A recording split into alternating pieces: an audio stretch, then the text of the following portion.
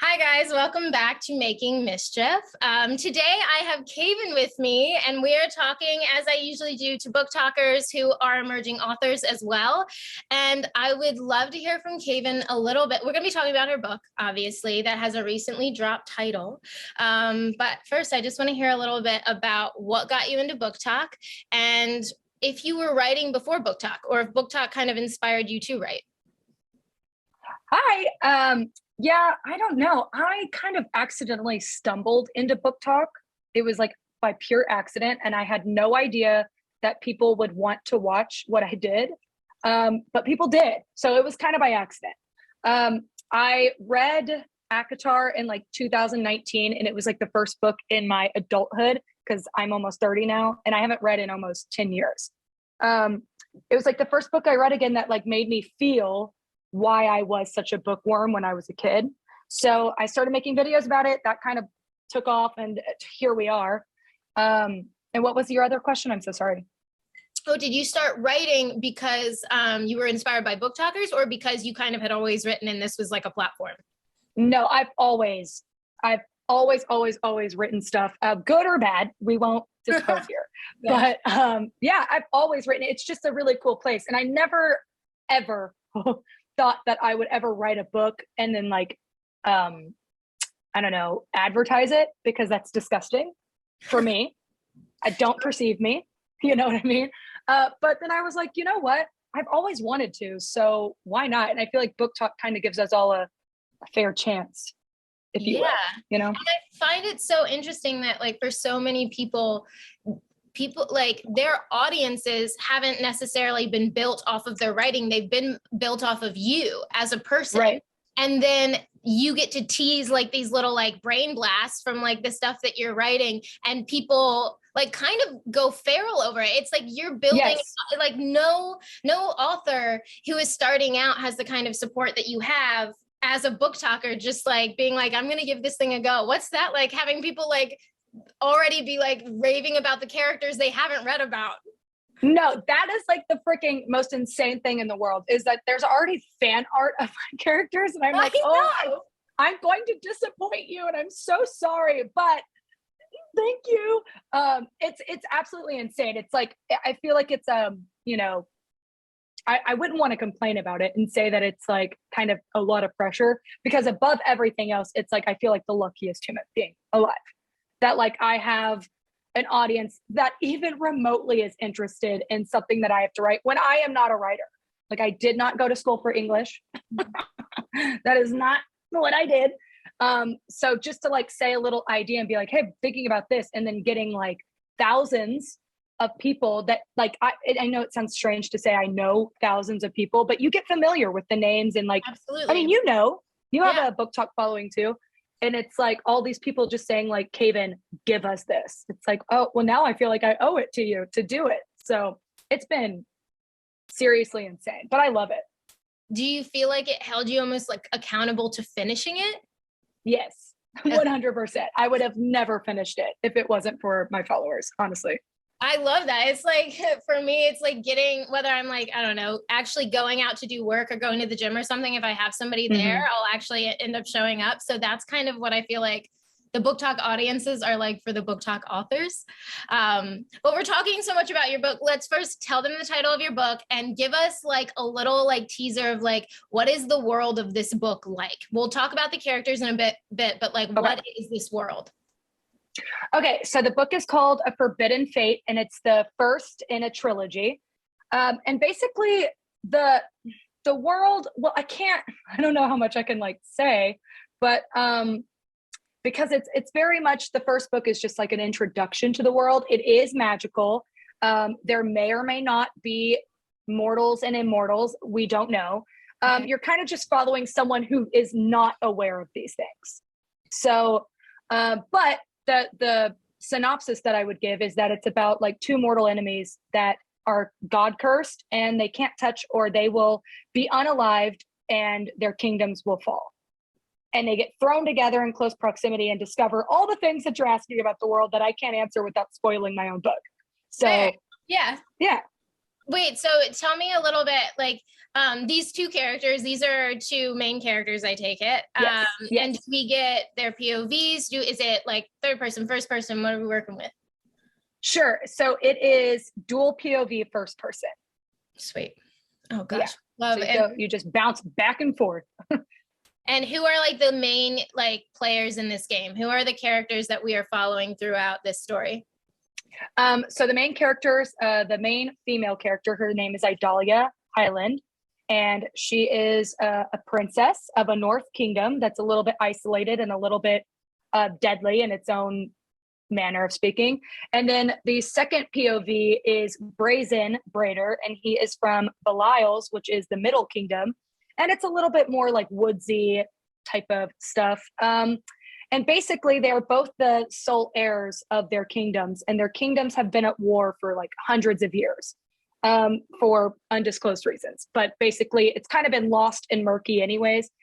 When they're children, their parents decide, like, this is kind of like stupid. This war is only hurting us. Like, there's famine up north, and then there's just like trading stuff going on down here, and it's not worth it. So they were going to marry the sole heirs, but then something happens at the ceremony, and the two end up getting cursed, and they can't touch each other, or they'll die, and so will their kingdoms. So it's just kind of a little messy. And so these two characters are adults, correct? Yes. So Brazen is 26 and Idalia is 24. See, I think what got me so excited when I started hearing like the synopsis to your story is that like so many people on BookTok are so enamored with like this idea of tension, but we always get tension in like the adolescent stage of life. And if we get tension as adults, it's only in like period pieces, like only in like the 1800s where like it was taboo to touch, but they literally can't touch. Right. And I think that like explore, like there is so much nuance to that whole thing that just I feel like it's tapped. I completely agree, and I actually have like 3 different versions of the story that went in 3 different ways. Shout out to Delia, my editor, for choosing the right one. But it's just that's kind of like the whole thing. Whenever I got inspired to write it and stuff, it's just like I love tension. I love slow burn. I love when they do it right, and I love like the little soft moments where, you know, it's just like a hand doing this or just barely brushing. And really what inspired the whole thing is from Pride and Prejudice, the 2005 version, when, you know, Matthew McFadden as Darcy comes out and helps Lizzie onto the carriage. And it's like just the touch of the hand was enough to like make this man do the most romantic scene in cinematic history, which is the hand flex. And I just thought like, but what if like we were even robbed of touch? Like what if like 2 characters, something that's so, you know, as readers, we don't always notice, or I guess we really kind of do notice, but anyways, in the grand scheme, we don't notice like how much touching helps move a relationship along. And then when you remove that and you're like, they're absolutely not allowed to do this, it's hard, but it creates, like you said, a lot of nuance and a lot of new ways. Communication is a big thing, but just new ways to build that tension, get it up there. I'm just longing for that touch. So it was hard. So what kind of surprised you about this when you were writing? Oh the characters. So I am like, you know, there's planners and then there's pantsers. I'm like, whatever is way the hell down there. Like, here's pantser. It's like, you kind of have like a general idea. Nothing. Didn't even know characters' names, didn't know who they were, what they were, how they were. So what surprised me is like the characters that I wrote, because I am like, not to be dramatic, but I would die for these fictional characters. That's what surprised me the most. And like, just kind of how their relationships with one another. Very fun. I was about to say, are you one of those people who are like, my characters talk to me? Or they like make me do things? Okay. Yeah. They own me and I just kind of roll with it. And I love it. Just along for the ride. Yeah. No, but what about like what even gave you that idea? Like, I know that you said you like slow burn, but what was the first moment where you were like, oh, this story like actually needs to be like, this is what needs to be the like vehicle of this story? Yeah, I don't know. I think I was just sitting in bed and it was like, so I don't sleep at night, hardly ever. And I think it was like 3 a.m. and I don't want to wake my husband. So I just kind of sit there and do nothing. Really boring. But, and I just come up with stories in my head and help myself fall asleep. And I just remember thinking, I want to write, there's a couple of things. I've always wanted to write stories with tropes that I like and with, I guess, kind of arcs that I liked that I felt were missing in a lot. I feel like every author is like that, but that were missing in a lot of books. And then I just remember thinking like, I want to write about a grown adult and another grown adult. And I want there to be a lot of magic and a lot of this and a lot of that going on. But beyond everything else, I want just communication to be like the driving force of an entire story. Because the miscommunication trope, like I say I don't like it, but I will eat that shit for dinner every time. But I just wanted something where it's like they have to rely on communication always. Mm-hmm. And that's something worth falling in love with. I mean, not that they fall in love because they are enemies. Sure. Absolutely. No, I get it. Mm-hmm. But I'm always like, just curious what, like, speaking of tropes, you said that tropes that you like and arcs that you like. So is forced proximity and slow burn are obviously two of your favorite tropes. Are there any other like stories that we're following other than the two of them that we like? She said, oh, let's open this can of worms. Yeah, there's like a lot going on. There's a lot of characters, but like I said, the first book is really just an introduction. So like, really, it's more of like you're getting spoon-fed like little tiny increments of what's going on. And then the rest of the series, all of that like pulls together and you're like, wait, that, whatever, it all lines up with this and that. But one of the things that I really, really wanted was like a funny female main lead, because, you know, it's so easy to fall in love with the male lead that is funny and heroic and like a little morally gray and blah, blah, blah, does whatever he needs to do. I want a female that does that because I feel like in real life, it is you. You can say that. Yeah. Like in real life, I feel like female, like I feel like women are just, anyway, I feel like women are just more like that than males most of the time. So I wanted that to like read in a fantasy novel. Although I will say my male main character is like, love him.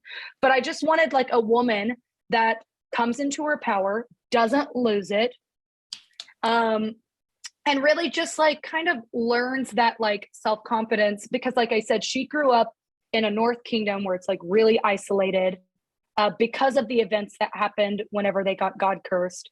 Her dad is like a little bit out there. He's out to lunch. And I wanted her to be able to keep up and I don't know, just give it right back and then some. And I think that that's one of my favorite things in any book, whether it's, you know, fantasy or not, is just a woman just being a woman, like just being a woman and not settling or being like docile for the sake of the story. It's like, ew, no, we're going. We're also, and I love it. Yeah, I was about to say, so I feel like so many of the women that even I meet through BookTok, I'm like, okay, you're so like quick-witted and I need my like reflective heroes and main characters to be like just as dry, sarcastic, witty, just like that we don't know what they're going to do next. Like, that's why I always was such a big fan of like Aelin as I'm like rereading Throne of Glass right now. Or just like such a fan of like Nesta and ACOTAR, like just because like these characters like are just one step ahead of everybody else. Do you know what I mean? Yeah. And they don't fit into the little niche that we have like kind of railroaded female characters into. I like that. I like breaking the mold. And I also like that, because even on BookTok, I feel like we do that with the majority of characters. I know I do. I do like the ACOTAR skits and stuff. And it's like, we create the nuance in these characters sometimes more than the book actually gives us. And I wanted to write a book where these characters were able to do that. Like the reader didn't have to create that for them. Like there's actually examples of them doing it all the time. Yeah, I feel like also that you, speaking of those skits, you do such a good job of like this inner circle dynamic. Was it important to you in your story to have like similar, like whether it's found family or like girlfriend tropes or anything like that of like, we have the crew, you know? Yes. Yeah. It's the crew is definitely in this book. And I am obsessed with them. I love them. And I just think they're all like a little self-reflection, but then it's also just like things that I've always wanted to see in characters. Like the himbo of Cassian that I do in my skits actually exists in this book. And also just, I don't know, they're all like, and I don't, can we curse on here? Absolutely. Okay, I just want to make sure. They're all shitheads. Like every single one of the characters, they're shitheads. And they're all attracted to everyone, which is my personal favorite. Like they do not care. So, and I'm like, that's me. Mm-hmm. And I just love watching because you're not putting boundaries unless there's like a specific character that's supposed to have boundaries for whatever reason in terms of the progression of plot. But 99.9% of my characters have no boundaries. So you never know what they're going to do at any time. And it's never out of character for them to do something a little bit not predictable. Yeah. No, something that's maybe not kosher or like whatever it may be. Not everybody's cup of tea. Yeah. And I think I heard you say this on live at one point, just saying that like what you were just like alluding to basically is like the whole, your characters, like, it's not, whether it's sexuality or whatever it might be, it's not something that like you're going to make their obstacle because it just is. And that like, that's really important to me as well, to see that representation of it just being like, not even a thing, you know what I mean? It's just part of the world because it's the world that I see and the world that I like live in. And so like, yeah, I just think that's a really cool aspect that I feel like I've heard you like mention more than once. Yeah, it was, I think it was on like an Instagram story thing. And they basically said, how do you like write sexuality into your characters? Like, how do you add that in? And basically in short, my answer was like, I don't think there's like one right answer to this. Right. I'm bisexual, but I'm also married to a cis male. So I can only speak from my experience, but it's just when you're writing these characters, I didn't think about their sexualities. Like it just kind of wrote, and just like the real world, not everyone is straight. So, and I just didn't, my world doesn't care who you're attracted to, you know, as long as they're old enough and consenting. Right. And, I just didn't want to highlight it. So yeah, there's all sorts of sexualities in here, but it's not like a plot. It's just more like, that's who it just is. That's who they like. So why not? No, I love that. And how long have you actually been writing this? Like, has it even been a year? Oh no. I started writing it at the beginning of November and I finished at the end of January. And I wrote it like on my days off. And then I would, like I said, I don't sleep. So I like incoherently just typing words.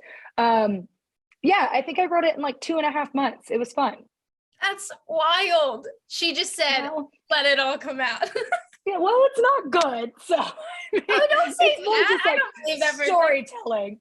No, I don't believe that for a second. Tell me, like, you were talking about your editor as well. What was that like? How is it working with an editor? Do you hate editing? Is it like your favorite? Well, I personally like, I don't know. I think that editing is as fun as writing, like honestly, because you're making something better and you're fine tuning. But I also feel like I'm so spoiled because my editor is the queen of my life and I ask her to marry me every single day. She just gets it, you know, when people just get it. Oh yeah. And she just like rides for the character. She rides for the story. And you can tell that she is just interested in like telling it in the best way possible. And I trust her with my life. She's going in my will. I am obsessed. I feel like so many authors will even mention like they can't imagine working with an editor that didn't basically back them in the story 100%. Otherwise, there's no way it's going to come out the way that you want it to look or the way that it should look, like that it was meant to look. So that's super important. How did you find or connect with her? So we have like this, we're like in this like business community where I live. And someone just they were like, hey, this woman up in Chicago, she's like an editor that's done, and they named the things. And we were like, well, let's just try it. I knew talking to her on the phone the first time, I was like, this is her. Oh, Look no further. I have found my light, my saving grace. So that's how I found her. And then I think, and I don't know if this can go in here, but I referred her to Sam, and now Sam's using her, and I'm just so happy. hell yeah. I'm like, we're gonna get Delia to just be everyone, like all the talkers editor. That would be my dream. That's incredible. No, but I think that's so important too, because part of like what this, I talked to Sam actually on our episode about this, and just like in general with other BookTokers, is like the biggest thing with this is always going to be the community. Like whether it's getting an editor, doing cover artists, because the more that you find in the community, the more like you trust the people. Also, the more you get to help other people grow, and like it's like a good like reciprocal kind of thing. And I'm so excited about that for both of you. Well, that's also why I love that you're doing this. Like this is really what it's about on BookTok. And I remember even the video you made where you're like, I did a thing. Like, this is why we're all here anyways. And I just think it's so vital, but I also think it's like the most awesome thing that you're doing, that we're doing on BookTok, is just hyping each other up. Like, why not? I really think that's the coolest part about being a part of this. And thank you. I do love just like hearing about how people are doing things, but also like trying to subconsciously give people permission to do it. You know what I mean? Because when if you take like the curtain away, you're like, oh, they literally just decided to do it one day. Like, that's all it is. Like, yes, it's really hard work. And yes, you have to do your research, and like, you have to care enough about what you're working on to like put in the work. But you just have to just like sitting down for the first bit is the hardest part by far. Yeah. And with encouragement, it makes that part so much easier. So it's like, love this for us. Absolutely love this for us. What do you imagine for this book? Like, what is your hope for it? Oh my God, I have no idea. I'm just kind of like, the fact that I am putting something out, because I don't know, this is going to sound crazy because I'm like really extroverted and I'm Cassian and blah, blah, blah. But I am such a private person, like in real life. So just putting like anything with my name on it out in the world is gross to me. I'm like, ugh. Like, even I couldn't even have a wedding. Just like the thought of people looking at me, right? You know what I mean? Really? It's like we have to get married. Yeah, we had to get married on our couch. Like, I am just not that person. The only reason I can even do the BookTok thing is because I'm not actually staring at people. I'm staring at myself on a screen, and then I hit post, and I could throw my phone and live my life as usual. So for me to like have something out there that people are going to like respond to and have is, I can't even really think about it. But what I'm hoping happens is just that whoever does read it, how little or how many, is that they just like the characters and that they just have fun, because that's what really, like, at the core of the story, it's just about having fun and just being a shithead. You know, why not? Absolutely. I mean, stir in the pot. Got one life, might as well have a little fun with it. That's what I'm saying. I also find it funny that you said that like you're a very private person, because I say that as well. And I'm surprised at how many BookTokers are like, yeah, I can be myself on like the app and just have a little time, but like, I'm not going to tell anybody anything. Like, and it's just like, you almost put forth this person who is a side of you, and you get this like intimate quality of a video that like TikTok helps you feel like you're friends with everybody, even though you've never actually had a conversation with them. Right. But there's still like, you almost want to remind people like, that is actually a piece of me. It's not right. A lot back here, just so you know. Right. I agree 100%. It's like, there is like, you know, my job and this life over here. That's just like, this is my like fun place. We don't. Yeah, this is where I'm having fun. I'm vibing. This is like my favorite. And then over there is like all the boring stuff, all the details you shouldn't trouble yourself with. But yeah, so basically just having anything out there like with my name on it that people can like, even if they don't follow me. And that's like the scariest part. Cause like I know my family has my back. They're like, Kaven, we don't care. You could write the alphabet and we'd support you. But it's like people that I don't know getting their hands on it. But also, like, can I tell you a little secret? Like, this is going to sound crazy. I am so looking forward. I don't even know why I'm admitting this, but I am so looking forward to people roasting my book too. Is that the weirdest thing? It is. I need you to say more because I might agree with you.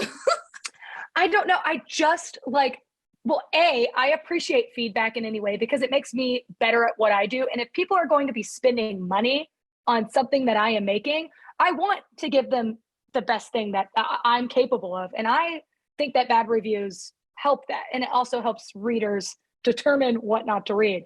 But I don't know. I honestly have no idea. I've just like been excited about it since the beginning. Like even my husband was like, "Are you excited for good reviews?" I'm like, "Yeah, but I'm really excited about bad reviews." Like, I don't know why. It's actually the best mindset to have because one, in my mind, my like little actor brain is like, they're talking about you. So, Right. like one, and then the other part is like, better for me to not like be so excited to laugh at myself than to like spend a ton of time agonizing over like okay, so it's gonna be shitty. I can't control any of that. Right. I'll get some fun out of it. That's exactly what I'm saying. And I don't take myself seriously like at all. It's actually a problem. Like I don't know how to take myself seriously. So like I just can't wait to like comment on the videos if there are any. That's like being very presumptuous. But like if there are any videos about my book at all, if there's any bad ones, I just can't wait to get on there and like talk to that person. And also let like anybody that follows me know that like it is absolutely 100% acceptable for someone to hate my book and tear it apart. If they read it, it is completely their right to do whatever or say whatever they want about it. And just to know that I'm okay.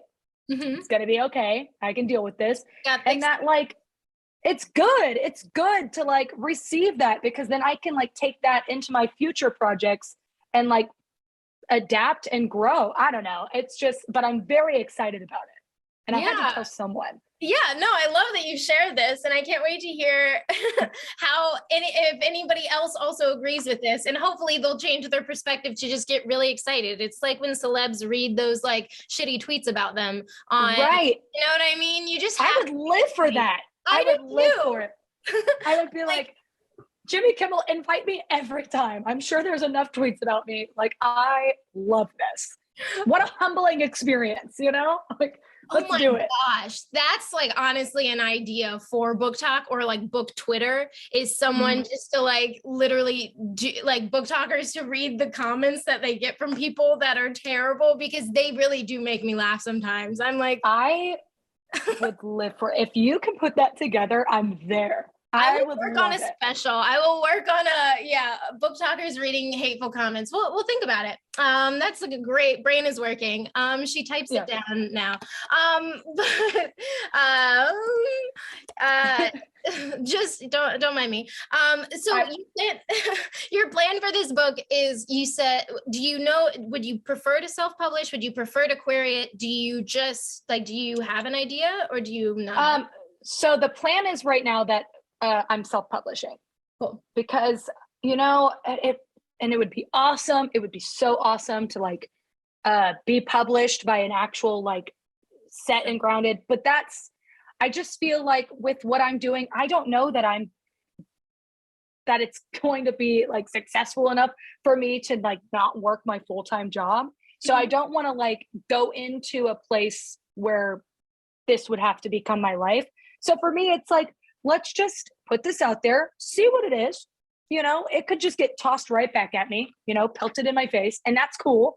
So I think for this one, we are self-publishing, and so far we're on track to do that by fall, which I don't have a date yet, but that's when it's supposed to come out. Self-publishing all the way. Why not? We have the audience.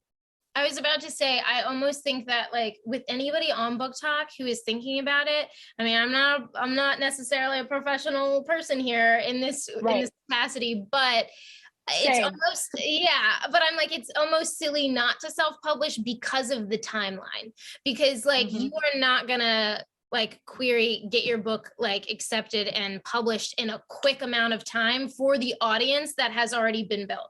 Like, because these audiences are like, okay, we're ready for your story. And if you're like 2 years, no, genuinely. And the way that BookTok works, like even my TBR, I cannot read as much as I buy And as much as I like add without buying because, you know, money, but like, that's the way it is for me. And that's why I was like a little bit like kind of hesitant to talk about it in the first place. But then as we talked about before, it's kind of an accountability to me to like keep going. Sure. So it's a little bit of a, like a, you know, catch 22, but I completely agree with you. And I just think that the community of BookTok is just community in general is like the utopia of this earth that we need. And I just believe in us as a community. I mean, every time one of my friends has a book come out, I'm like buying it across the board. Yeah. I'm too eager to support people and I love it. It's not bad. It's like, I love it so much. And I've also found recently that I can't even get into like established authors' books. I just keep beta reading for BookTok authors and I am living my best life. Let me tell you something. Because who knows what readers want more than people who are on here every day. Like we know what people want. They know what people want. And it's like, I am just living, girl. Let me tell you, beta reading. So I read a lot of fan fiction. So I know what beta like reading is like. I've heard about it, but I had never done it before because I was like, I don't know if I have the time to like devote to that. But there is a pretty prominent like fan art artist on TikTok who is also has her MFA in writing or like creative writing and was writing a story like a YA fantasy novel. And she emailed me and she was like, would you consider beta reading, et cetera, et cetera. And I like never say yes, but there is this, but like, for some reason I was like, you should like read it. I don't know. And so I emailed her back and I was like, yeah, let me know like expectations. And we decided on like, you know, it's a 3-part book. And I was like, give me like 2 weeks for each part. I want to make sure like I actually have time for it. Yeah. I finished that thing in 2.5 days. I emailed her every single second and I was like, I need the new update. She's like, hold on, I got to format it. It was the best YA novel I read in 2021. And I was like, thank you. Oh my gosh. That is what I'm talking about. Yeah. I have never read faster in my life than when I beta read. There's something about like that first of all, the personal connection of someone asking you to read it, which is like far out. And I always do the same thing. I'm like, I'm so busy. Like there's no way I can barely finish my TBR, but for whatever reason, when it comes to beta reading, I like inhale it. And then I'm just texting them or messaging them or DMing them, like, send me the rest. I literally beta read 1 chapter last night, stayed up till 5 a.m. thinking about it. Like could not, this is not a joke. I was sitting there like this. And I'm just wondering when it's going to become acceptable to have a full-time job as a beta reader / hype woman, because honestly, I'm ready. I feel like it could, if we can get paid out here for doing TikTok videos, you should get paid to beta read and be a hype woman. Absolutely. Yes. I am ready. So if anyone's watching, I will take $1 and your phone number so that I can text you all my thoughts while I'm reading. So that's that. I love it. Have you had any beta readers for yours or have you been kind of keeping it under wraps? So I had beta readers for my first draft. I've had 4. And it's just like some of my closest friend in real life who has like been with me on the journey. And then Amber, who, you know, and I beta, like we did a swapsies, which by the way, the Book of Azrael. Oh my God. I'm so excited. Should we just cancel my interview and just talk about the Book of Azrael? Because I'm ready to talk about it. I was like sitting in her interview like, oh my gosh. No, it's seriously, it's stupid how good it is. And I cannot wait for everyone to read it so that I can say things. But anyways, mom's the word. And then I don't know if you're familiar with Acafe podcast, but it's Laura and Jessica. They also and this is the first draft. Those poor women out there, you know, where is their uniform? They are soldiers. They did the most because that first draft was, anyways, it needed some work. So I've had like first draft beta readers and positive feedback so far. So that's good. But yeah. And also can I be frank with you? Yeah, sure. You seem like a very straightforward person. I think you would have very straightforward, honest friends. Do you know what I mean? Your friends would never like lie to you. So like, I feel like you can be very comfortable and enjoying where your writing is. You know what I mean?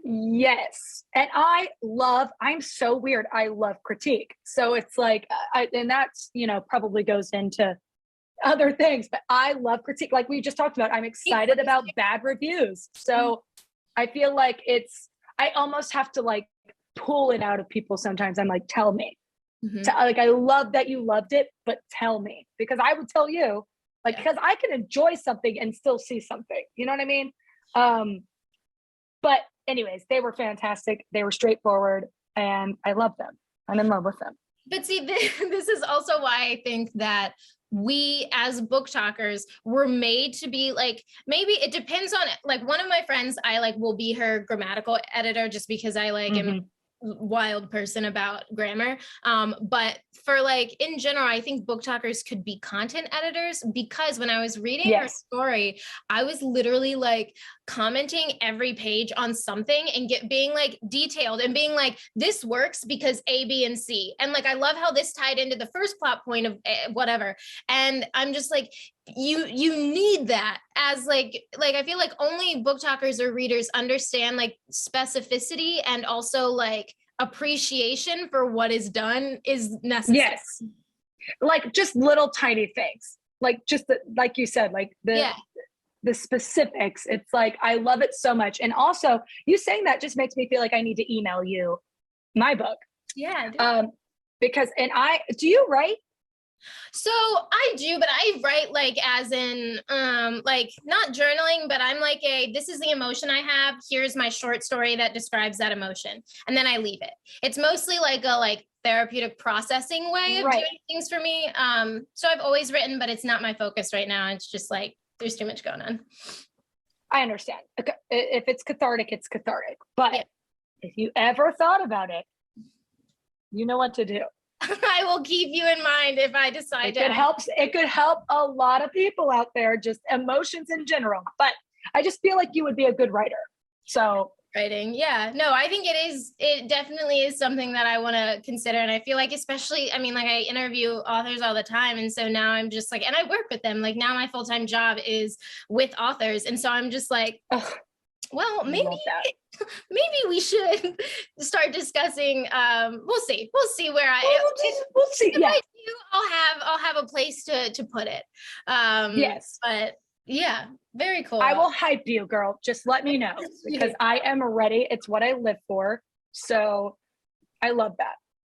No, I'm curious. Okay, so obviously Amber and Sam, we are big lovers of them. But who else on BookTok are you like excited to see what they write, or that like inspire you as a writer, or like other authors, I suppose? Sure.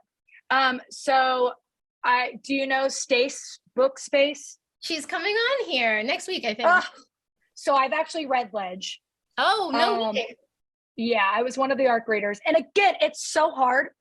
Okay, so it's like, I love being beta and ARC readers, but then at the same time, I hate it because I'm like Tom Holland. And I just want to be like, here's what happened, and ruin it for them. I'm that bitch who's like, I want to put it on my Goodreads.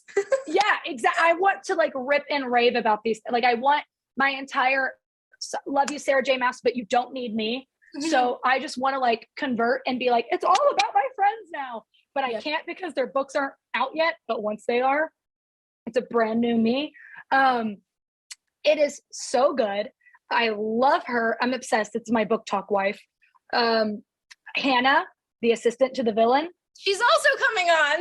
Oh my God. Yes. She's given me some little, I have not read that one, but she's given me some insights to what's going to happen. And I'm internally screaming right now. Let's see. Sam, Amber, Hannah, Stacy, Raven Kennedy, my queen, my love. Yeah, no, I just picked up a book of Sophie Lark's. She like writes like the mafia romances, which I've never like gotten into. I'm kind of afraid of myself and who I might become.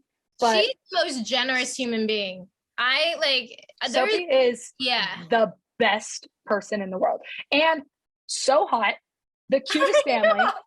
And I'm just ready to make her my entire personality. So, you know what I mean? No, I definitely, she's one of those authors that I look at and I'm like, so how do I become your version of the main character? That's what I'm saying. I'm like, I'm reading these for research. All right. Usually I go for escape, but this time I'm like, no, we're channeling this time. And also she made a video like a little while back saying that she's going to do, that she might mayhaps do an Anastasia retelling. And I am just twiddling like this. Like I am so, okay. So you know what I'm talking about? Yeah, we were all raised on this movie. And when she said that, I was like, shut the fuck up. I was like, don't play with me. Give it to us. So yeah, those are just like a very few, because like BookTok is such a big, diverse, versatile community, but those are like the people that I am the closest to, or that I'm the most excited about. Oh, and Lauren's Library. I think are you having Lauren's on here? Next, she's actually tomorrow. It goes live tomorrow. But yeah. Powerless. Dude, that interview, I think I literally was just sitting in the back, like trying to act like cool and composed, but I was like, you are a she's genius. 19 years old. I know. I was like something. I like, because I did a live with her before too about Powerless, and I was like, hey, like how we talked about before this interview where we asked people how old they are. I'm like, oh, how old are you? She's like 19. I'm like, oh, well, off to slam my head in the wall. Like, see you later. Like, if only my brain could even conceptualize something like that. But, and also Ben Alderson is a big one. Kaven too, but Ben Alderson is a big one. He writes all the gay fantasy and it is everything. Love it. So I was about to say, Lauren, and I'll spin this. What'd you say? No, I said, sorry, you lagged. I said Lauren was my Olympics. Like when you watch someone at like an age, and you're like, oh, so I've done well. Yeah, totally. Me too. Yeah, totally. That's what I was doing at 19, is just coming up with a best-selling book with the greatest idea ever, and had the prose of an author that's been writing for 70 years. That's what I was doing at 19. I don't know about you, but definitely was doing great. So, but yes, so that's awesome. So most of the people that I'm like super excited about, you're having on the show. Yeah. That is awesome. I love that. They deserve it. Yeah, I'm very excited to like dive in some more with some of them. And I'm curious also, I know that we did talk about authors, but do you have fandoms that you like geek out over that like either inspired you either to write or just like get you super hype? I think that like my entire life, without being dramatic, has been built on fandoms. And I wish I was kidding, but I'm not. Everything that you could probably think of. And that's like to tie it back into like the accountability of BookTok keeping me writing. All I do on my time off is watch TV shows and movies and read fanfics and stuff. So I'm built off fandoms. I am an Autobot of fandoms, and they have just assembled together to create who is sitting before you now. I don't know that they so much inspired the book that I'm currently writing, but they exist in me always, no matter what I'm doing. I love that. No, I do. And I love that so much. I feel like that's why there are certain authors that I just like, I'm just predicting that you are like this, that when you read or like when you write, it reads as a movie. Like each thing reads as a scene. You know what I mean? Okay. There's certain authors that sometimes like a screenplay almost. Yeah. And I'm like, this is what this could be.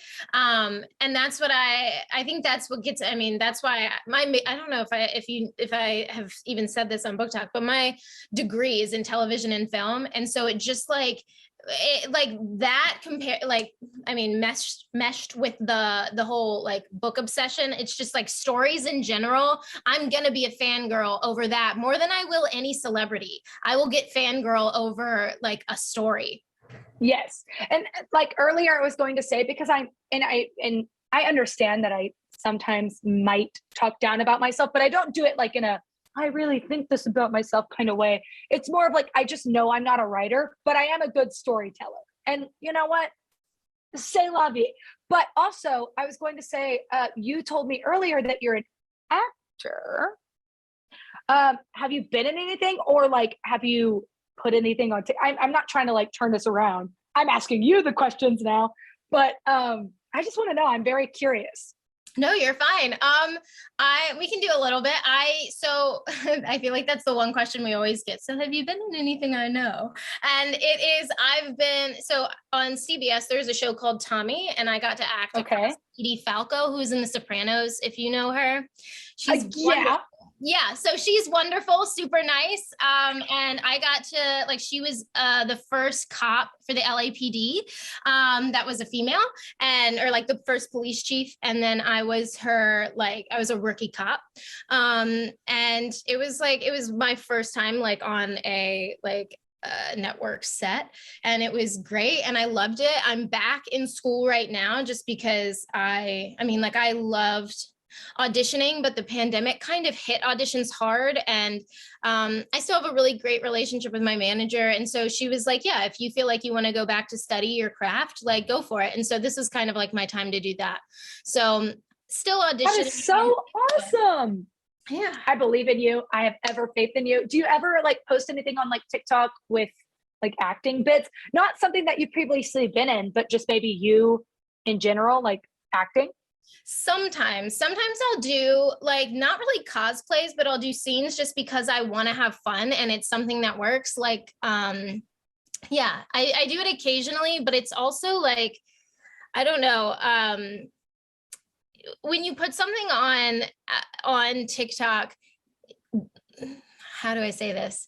Acting is so precious to me. Like it's something that I actually like put my whole ass self in. And so I never want to put anything out there that isn't like either my best work or that like people will try and not see it for what it is if it is something fun. Sure. You know what I mean? So yes, I absolutely do. It's a weird thing to navigate. So I just do it when I feel like it. And otherwise I'm like, this is my book space, not my acting space. I completely understand that and agree with that wholeheartedly. But something that I did want to say that I think would be so cool to move into, just like this is kind of just an idea, is book trailers where people could like, you know how we always like make book trailers from pre-existing clips from movies and shows and blah, blah, blah.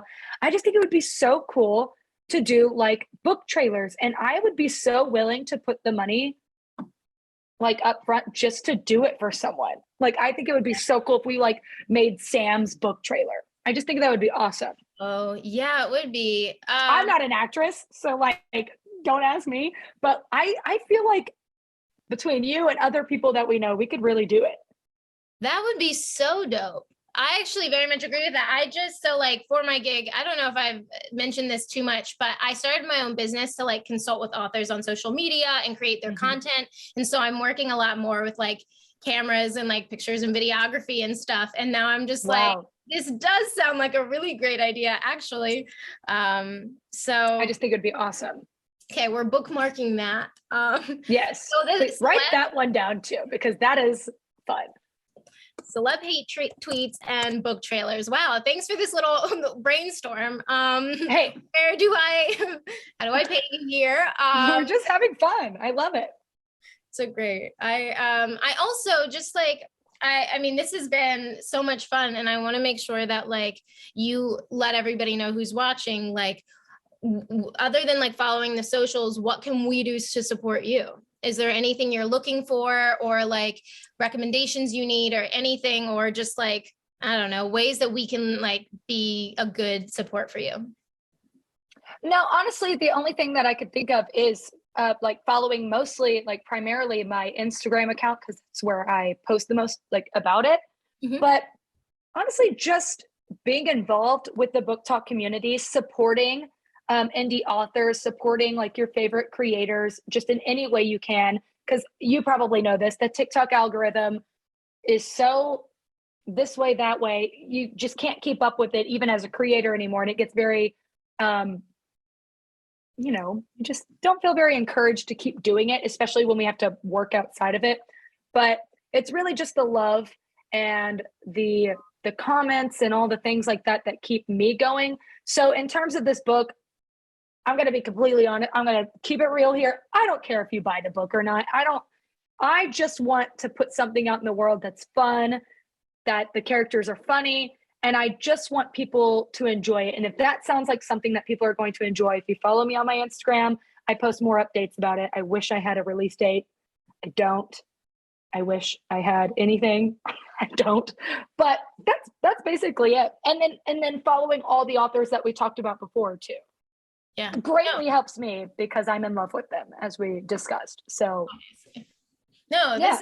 And just things like this, Maggie, like this is really awesome. This is the first time anyone's asked me to do anything about my book, which isn't a pity thing, but it's honestly like me, because I'm usually doing the lives for other people's books. So like just things like this, like it just means so much. It's very awesome. It's very, I feel honored, honestly, to be even considered to do something like this. And I thank you for taking the time out of your day to do that for me. It's awesome.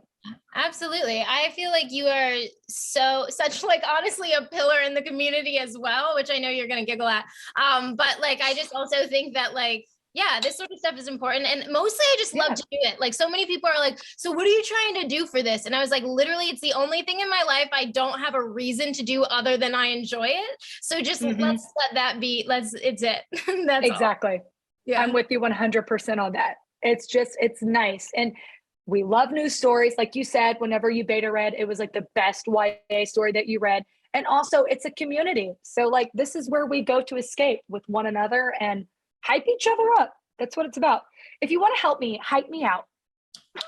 Yeah, gotta get so we need hype and we need interaction and just you know support other creators and we'll love you. Yeah, that's it. That's all I'm asking for. Awesome. Thanks so much for joining me today. Yeah, thank you so much. Absolutely. Guys, comment, subscribe, do all the things so that I can have some more authors on, and we'll see you next time. All right. Bye. Bye.